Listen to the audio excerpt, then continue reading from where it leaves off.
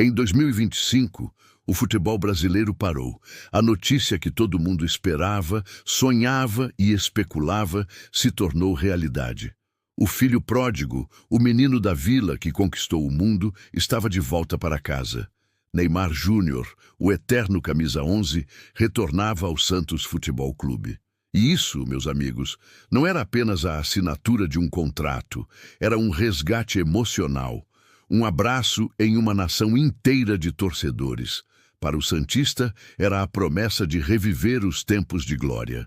Era a chance de ver de novo, ali, no gramado sagrado da Vila Belmiro, aquele drible desconcertante, aquele sorriso maroto depois de um gol impossível. O ar se encheu de um otimismo que há muito tempo não se via. O programa Sócio Rei explodiu.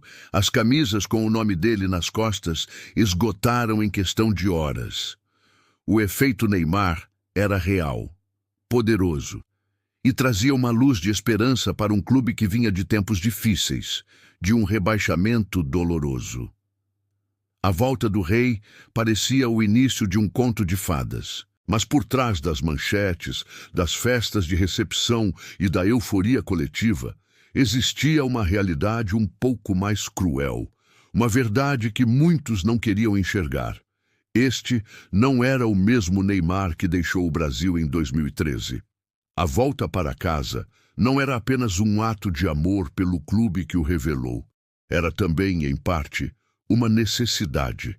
Uma necessidade de se reencontrar, de se recuperar, longe dos holofotes e da pressão insana do futebol europeu.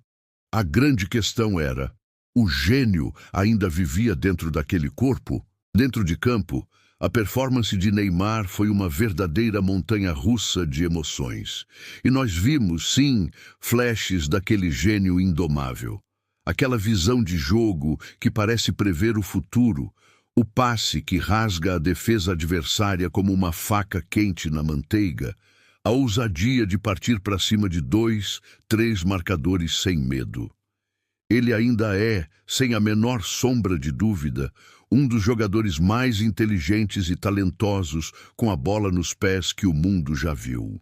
Em vários momentos cruciais do Campeonato Paulista e no início do Brasileirão, ele simplesmente colocou o time do Santos nas costas e carregou. Decidiu jogos sozinho, como nos velhos tempos. Mas a cada momento de euforia, a cada lampejo de genialidade, a gente encontrava um freio brutal, a inconsistência. E essa inconsistência tinha um nome, um sobrenome e uma origem bem clara: a condição física.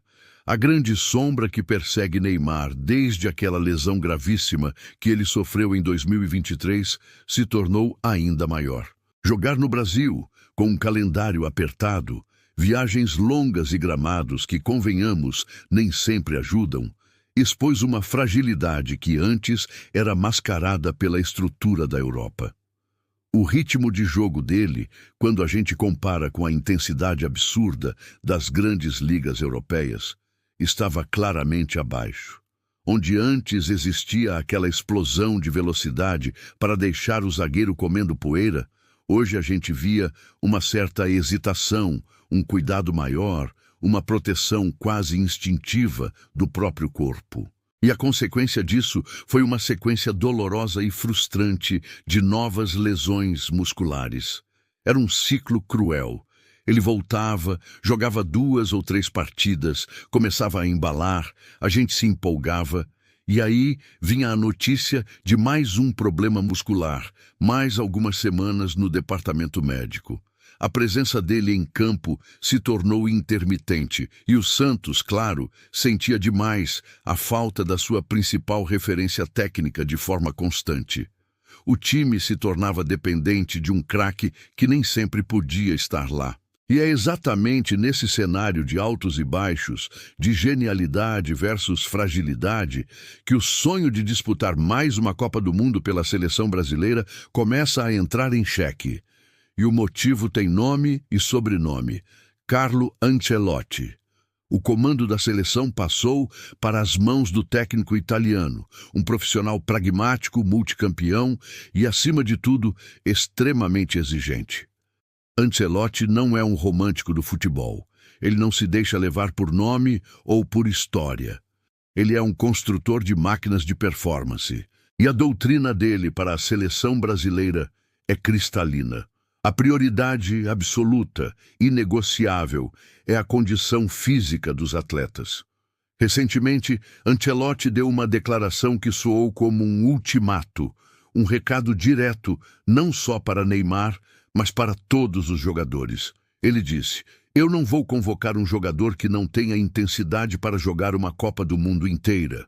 Nós precisamos de atletas que estejam no mais alto nível fisicamente."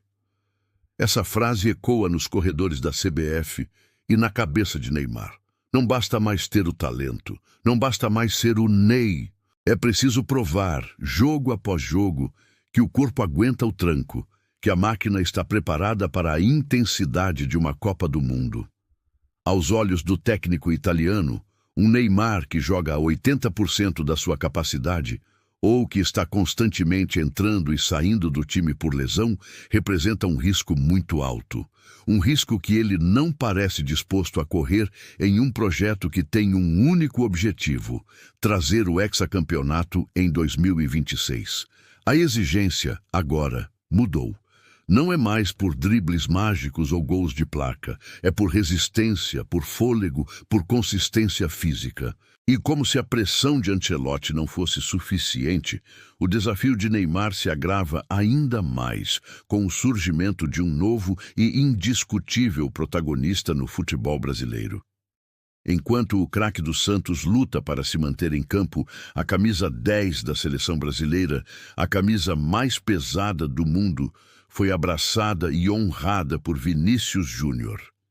Vini, aquele garoto que saiu do Flamengo sob desconfiança, que superou todas as críticas e se tornou a maior estrela do Real Madrid, é a antítese perfeita do dilema de Neymar. Ele é explosivo, é incansável e, o mais importante, ele é consistente.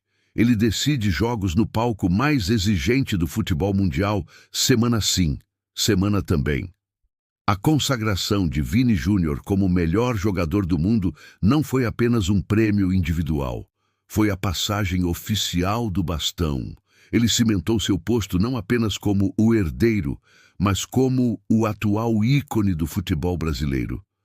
A verdade dura para alguns é que a seleção brasileira não espera mais por Neymar para ser protagonista. Ela seguiu em frente. O papel de líder técnico, de chamar a responsabilidade nos momentos difíceis, de carregar a esperança de uma nação inteira nas costas, já pertence a outra estrela. Para Neymar, a missão mudou completamente. Não é mais apenas sobre voltar à seleção. É sobre provar que ele ainda pode ser mais útil e, principalmente, mais confiável do que as opções mais jovens e em pleno vigor físico que Ancelotti tem à sua disposição. É sobre encontrar um novo papel nesse time. Então, qual é o caminho? Existe um caminho para Neymar disputar a Copa de 2026? Sim, existe um fio de esperança. Ele ainda é um dos maiores talentos que o Brasil já produziu em toda a sua história. O talento não sumiu, mas para convencer um técnico cético e pragmático como Carlo Ancelotti, ele precisa de algo que parece simples na teoria, mas é extremamente difícil na prática: uma sequência, uma longa e ininterrupta sequência de jogos. Ele precisa terminar o ano de 2025 e começar 2026 voando baixo com a camisa do Santos. Precisa jogar por 6, 7 meses em alto nível, livre de lesões, demonstrando em campo aquela intensidade e regularidade que o técnico tanto exige. E talvez, o mais difícil de tudo, ele precise aceitar um novo papel. Um papel de coadjuvante de luxo, de um mentor para os mais jovens, de uma arma secreta para entrar no segundo tempo e quebrar defesas fechadas com sua genialidade. Porque a camisa 10, o protagonismo, os holofotes, a pressão, isso tudo, hoje, pertence a Vini Júnior. No fim das contas, a história de Neymar no Santos em 2025 é a crônica de um gênio que corre contra o tempo, corre contra o próprio corpo.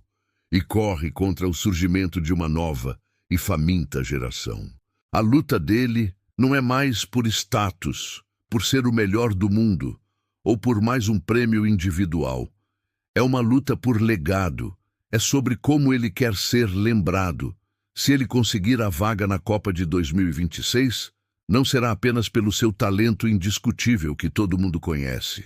Será pela prova de que ele conseguiu no momento mais desafiador e talvez o último grande ato de sua carreira vencer a batalha mais difícil de todas.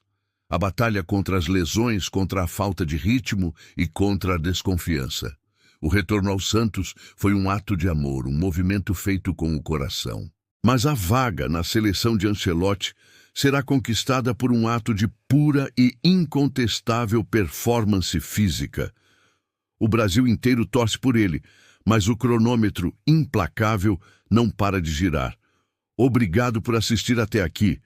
Se você gostou dessa análise, não se esqueça de deixar o seu like, se inscrever no canal e ativar o sininho para não perder os próximos vídeos. Um abraço e até a próxima.